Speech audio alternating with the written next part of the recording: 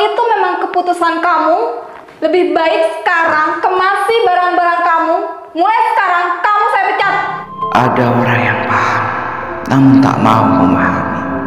Ada orang yang mengerti, namun tak mau mengerti. Terkadang lebih mudah mencari siapa yang akan dipersalahkan daripada mengakui kesalahan. Itulah kenapa keadilan tak pernah adil di hidup ini.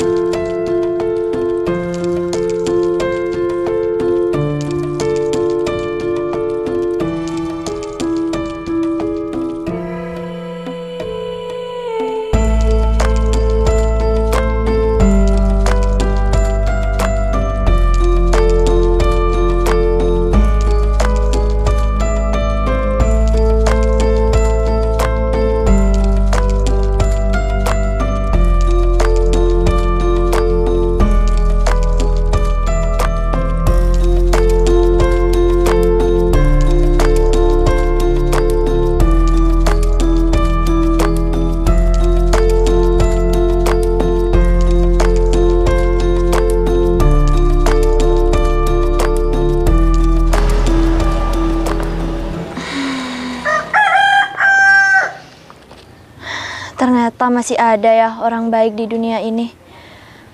Di saat aku tidur aja, masih aja ada orang yang ngasih terhadap aku. Apalagi dengan jumlah yang sangat besar. Mas itu aja tadi ngasih aku 50.000. Alhamdulillah banget untuk hari ini. Ini bisa untuk buat aku makan selama 2 hari. Akhirnya aku bisa beli makanan yang layak buat diriku sendiri. Semoga setelah ini aku bisa mendapatkan rezeki yang lebih, supaya aku biar bisa lebih hidup dengan layak. Meskipun aku nggak punya tempat tinggal, setidaknya aku bisa memenuhi kebutuhan perut aku. Ini kira-kira udah jam berapa ya? Kayaknya udah siang banget. Kesempatan nih. Bisa-bisanya seorang gelandangan bisa mendapatkan uang puluhan ribu.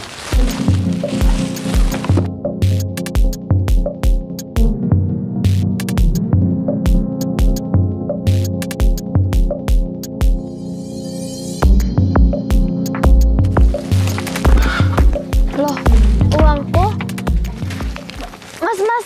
Mas, itu uang saya, Mas. Hah? Mas, jangan diambil, Mas, itu uang saya.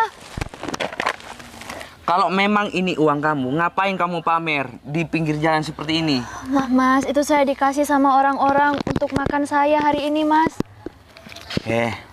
Orang gelandangan seperti kamu gak pantas megang uang sebanyak ini.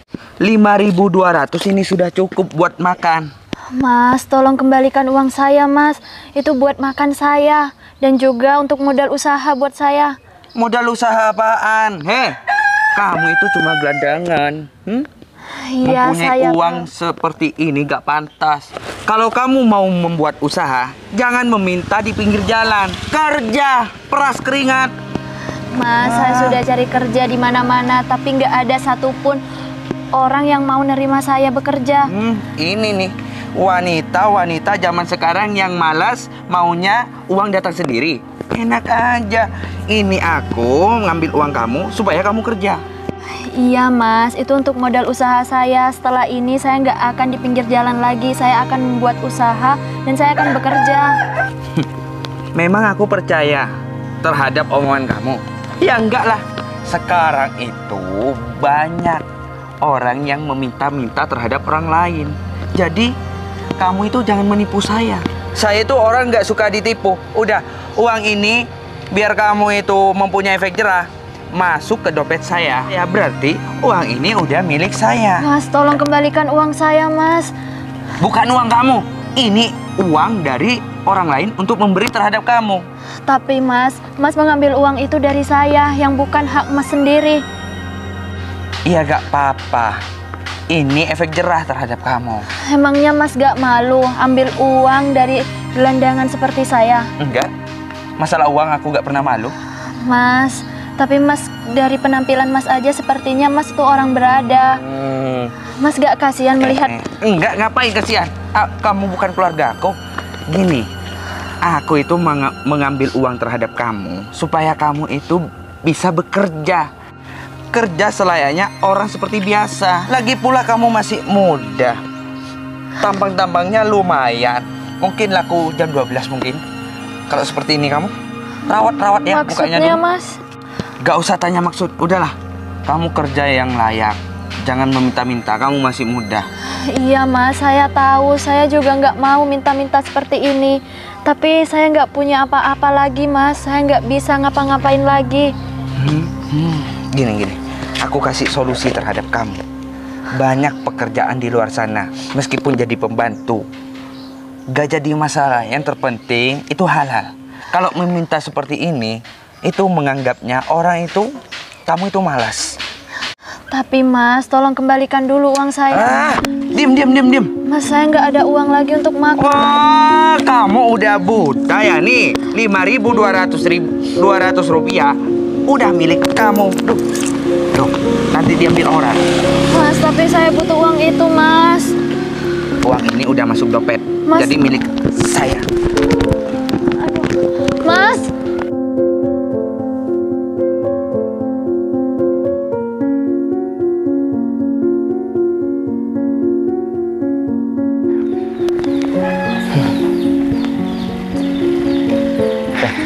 Selamat pagi Pak Ferry. Selamat pagi juga Pak Adi.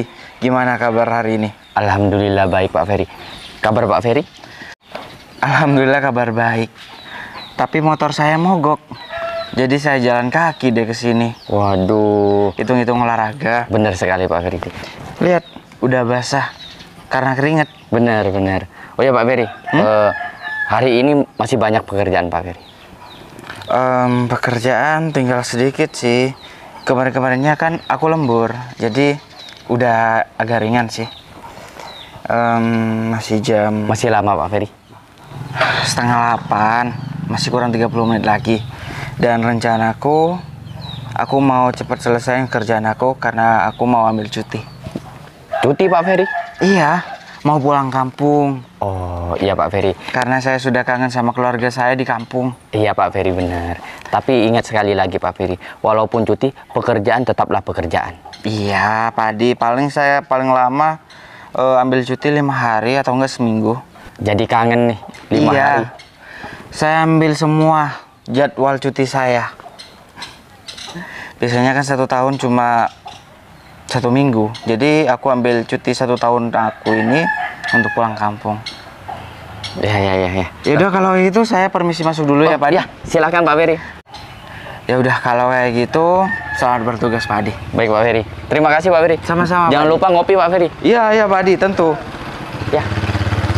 Jadi kangen nih 5 hari gak ada teman berbicara. Itu kan ada 1 orang karyawan baru, gak asik juga, baru kenal. Permisi Pak Ferry. Iya Bu Tata, ada apa nih pagi-pagi? Mohon maaf sebelumnya ya Pak. Saya itu mau menanyakan proposal yang kemarin saya buat. Pak Ferry bisa cek. Coba saya lihat ya. Takutnya ada yang salah saya Pak. Jadi Bu Tata lembur? Iya lembur tadi malam.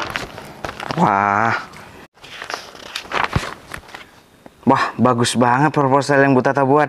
Pasti ya, kalau sudah diajukan sama atasan, langsung diterima proposal Bu Tata. Serius Pak Ferry? Iya. Gak ada yang salah. Sini, terus ini. Udah rapi kok. Ini susunannya udah rapi. Jadi nggak ada alasan untuk atasan untuk menolak proposal yang Ibu Tata buat. Wah, ternyata aku itu tadi malam begadang ada hasilnya dong. Ya aku nggak menyangka juga ya. Ibu Tata ini sangat hebat berarti. Terima kasih Pak Ferry. Oh iya, Pak Ferry baru datang ya sekarang? Iya. Terus motor Pak Ferry kemana? Kok nggak kelihatan? Itu Bu Tata, motor saya mogok. Nggak tahu kenapa. Aku taruh di bengkel. Jadi saya jalan kaki. Oh, saya tahu kenapa motor Pak Ferry itu mogok. Kenapa? Karena Pak Ferry itu disuruh beli yang baru. Beli yang baru ya? Itu kan udah lama motornya Pak Ferry. Iya, saya tahu motornya udah butut. Ya, doain aja ya, semoga dapat rezeki dan bonus.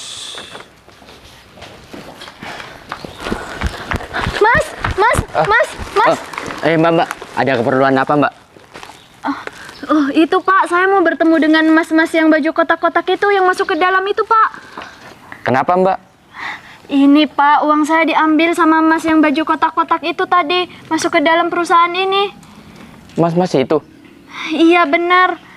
Uang saya banyak Pak yang diambil sama dia. Yakin, Mbak? Emangnya berapa yang diambil? Saya lupa nggak hitung Pak. Yang jelas uangnya tuh banyak banget yang diambil sama dia. Yakin orang itu, Mbak? Iya bener Pak, dia yang udah ngambil uang saya. Orang berpakaian rapi seperti itu ngambil uang, Mbak? Pak, tolong Pak, percaya terhadap saya. Bener mas itu yang udah ngambil uang saya, Pak. Sudah, Mbak. Banyak orang seperti Mbak yang hanya datang ke kantor ini hanya untuk meminta uang. Lebih baik Mbak pergi dari sini.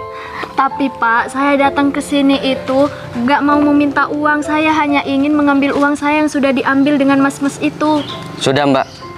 Lebih baik Mbak pergi dari sini. Tapi Pak, Mas. Mbak, jangan sampai Mbak mengganggu karyawan yang ada di sini. Pak Adi, Tolong Pak. ada masalah apa ini? Begini Pak Ferry.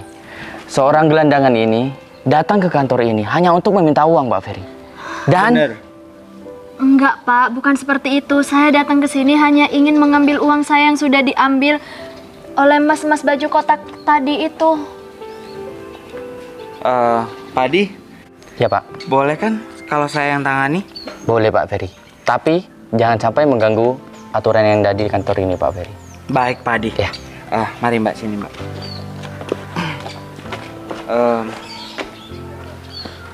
Mbak yakin uang Mbak diambil sama orang itu? Iya Mas, saya yakin banget 100%. Mas yang baju kotak-kotak tadi itu yang ngambil uang saya. Karena dia itu terang-terangan ngambil di depan saya, Mas. Mbak, mungkin Mbak salah orang. Masa iya ada orang yang berpenampilan bagus seperti beliau mengambil uang Mbak? Nggak mungkin kan Mbak?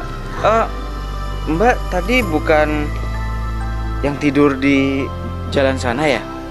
Iya Mas, bener. Saya orang yang tidur di sana tadi. Tapi Mas, saya nggak mungkin salah orang karena saya emang mengikuti jejak mas-mas yang baju kotak yang udah ngambil uang saya, Mas. Oke kalau kayak gitu. Terus bukti Mbak kalau laki-laki itu yang mengambil uang Mbak itu apa? Oh iya Mas, yang saya ingat uang saya itu 50.000, ada robekan di atas. Iya bener Mas, ada robek di sebelah kanan sisi uangnya Mas. Oke. Tapi Mbak yakin? Yakin Mas, saya yakin 100%. Saya yakin kalau Mas yang baju kotak itu yang udah ngambil uang saya. Mas percaya kan terhadap saya? Iya, saya percaya. Tapi yang saya bingungkan, saya gimana tahu caranya agar saya tahu kalau uang itu ada sobekannya. Aku harus pikirkan cara agar aku tahu dia bisa menunjukkan uang robekan itu. Tapi gimana caranya ya? Gini aja Mbak. Mbak tunggu di sini sebentar. Saya coba periksa dulu siapa bapak-bapak itu ya. Terima kasih banyak ya Mas sudah mau membantu saya. Ya, sama-sama dengan senang hati. Ya udah, Mbak jangan bikin keributan di sini, tunggu di sini. Baik Mas.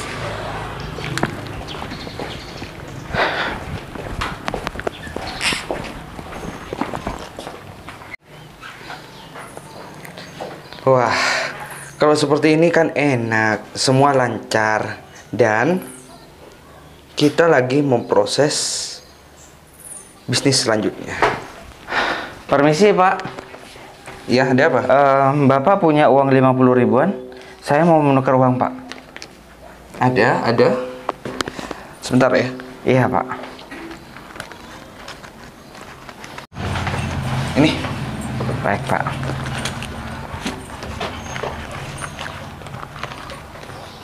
Udah, sana. Kenapa? Uang ini benar milik Bapak? Maksud kamu apa?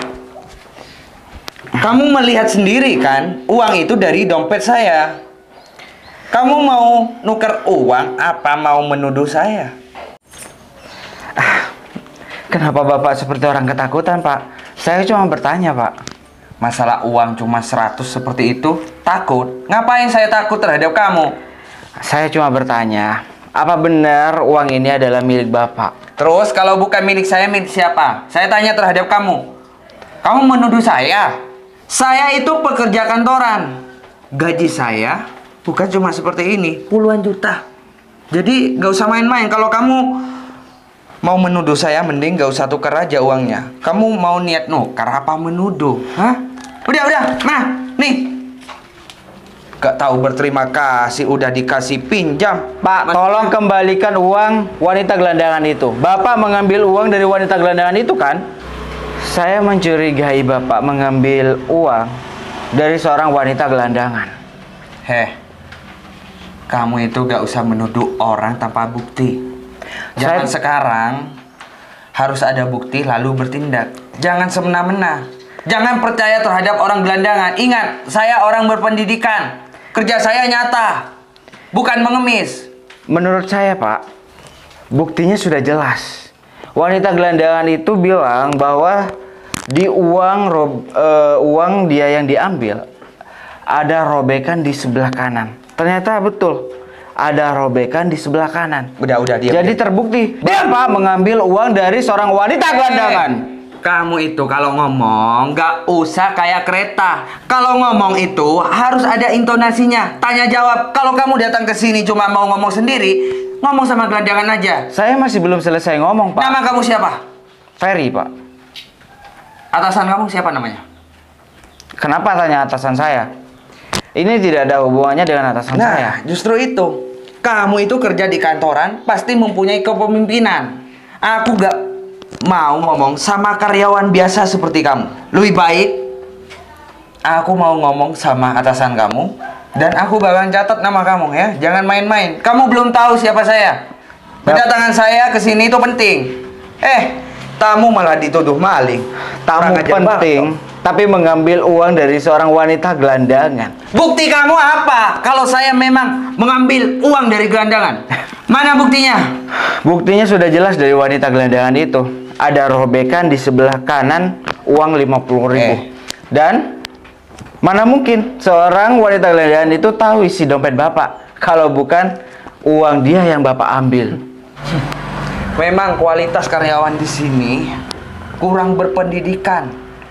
Memang uang gelandangan yang sobek ini memang dia yang punya. Banyak orang yang memegang uang, ada sobeknya dikit, banyak. Kurang berpendidikan. Udah. Nih, uangnya ambil. Kasihkan terhadap gelandang itu. Tapi jangan main-main. Hidup kamu belum tenang ya. Aku mau ketemu sama atasan kamu.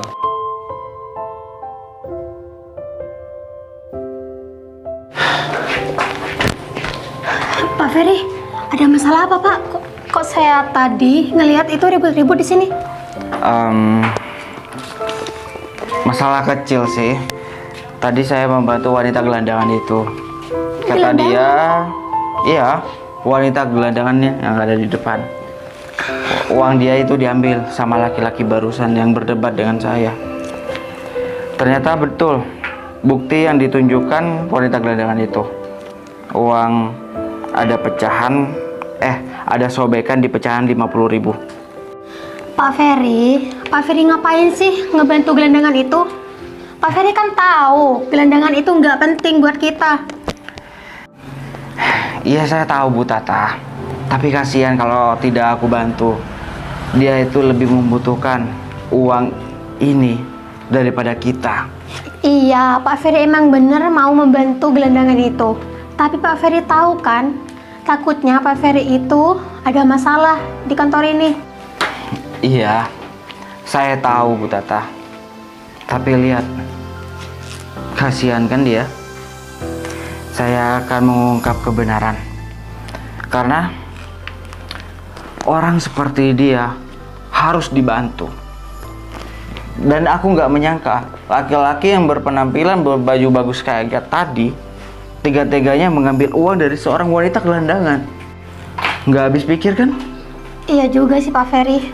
Kok masih ada ya orang yang setega dia? Aku nggak tahu.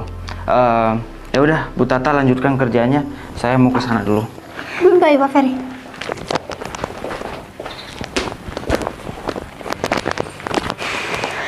Aku nggak nyangka ya, Pak Ferry itu orangnya baik, suka menolong orang lain. Oh iya, aku sampai lupa kalau ada kerjaan. Emang iya, Ferry nuduh kamu sebagai maling, sayang? Aku gak tahu namanya itu siapa. Yang jelas itu karyawan kamu, sayang. Aku dituduh maling, dikira aku ngambil uang dari gelandangan itu. Permisi. Masuk. Bu Arum memanggil saya. Iya. Silahkan duduk.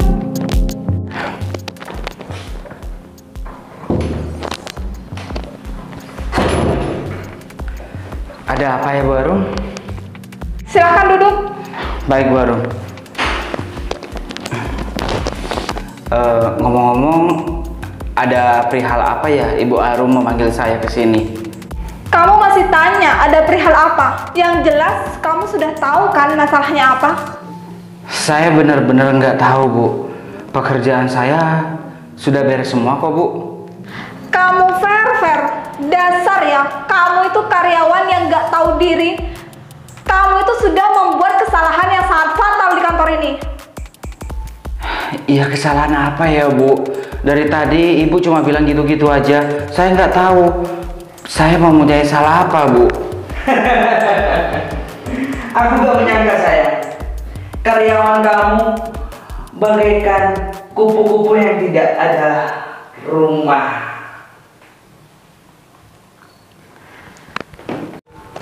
Kenapa? Muka kamu kenapa tiba-tiba saja? Kamu sudah menuduh pacar saya mencuri uang kan? Bukan seperti itu. Saya bisa jelaskan itu kok Bu. Tapi beneran, saya sudah pastikan kalau Bapak ini sudah mengambil uang dari seorang wanita gelandangan. Masalahnya cuma dengan wanita gelandangan kamu permasalahkan. Ada yang lebih penting yaitu pekerjaan kamu, bukan wanita gelandangan itu. Dia mungkin mau jadi pahlawan kepagian, sayang. Dia rela menuduh pacar kamu, sayang, demi seorang wanita gelandangan. Itu tidak benar Bu. Diam! Diam ya. Sekarang kamu ngomong dengan siapa? Aku adalah pacar satu-satunya seorang pemilik perusahaan di sini. Jadi tolong tutup mulut kamu atau tidak aku robek-robek mulut kamu. Bu Harum, saya ingin keadilan bagi wanita gelandangan itu Bu Harum. Keadilan macam apa yang kamu minta? Hah? Kalau kamu udah gak niat kerja di pacar aku tercantik ini, gak usah kerja, bantu gelandangan itu. Bu, saya ingin Bu Harum bertindak adil. Jangan mentang-mentang bahwa laki-laki ini adalah pacar Ibu. Ibu menutup mata dengan kebenaran dan keadilan. Pacar Ibu ini sudah jelas-jelas salah mengambil uang dari seorang wanita gelandangan, Bu. Tutup mulut kamu ngomong seperti itu ya, Fer. Kamu itu sudah melampaui batas. Jadi kamu lebih memilih wanita gelandangan ini daripada pekerjaan kamu. Iya, Bu. Dasar pemikiran pendek kamu ya. Jadi kamu lebih memilih dipecat. Kalau dipecat itu memang jalan terakhir bagi saya akan memilih untuk dipecat daripada saya melindungi orang yang salah dan menutup mata kepada orang yang tersakiti dan uangnya diambil. Ya sudah, kalau itu memang keputusan kamu, Lebih baik sekarang kemasi barang-barang kamu. Mulai sekarang kamu saya pecat. Baik Bu, saya terima. Permisi.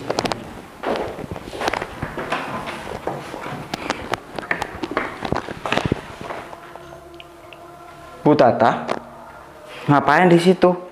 Bu Tata nguping. Sedikit, Pak. Pak Ferry yakin dipecat karena Pak Ferry itu menolong gelandangan itu. Emangnya sepadan ya, Pak? Bagi saya itu sepadan, Bu Tata.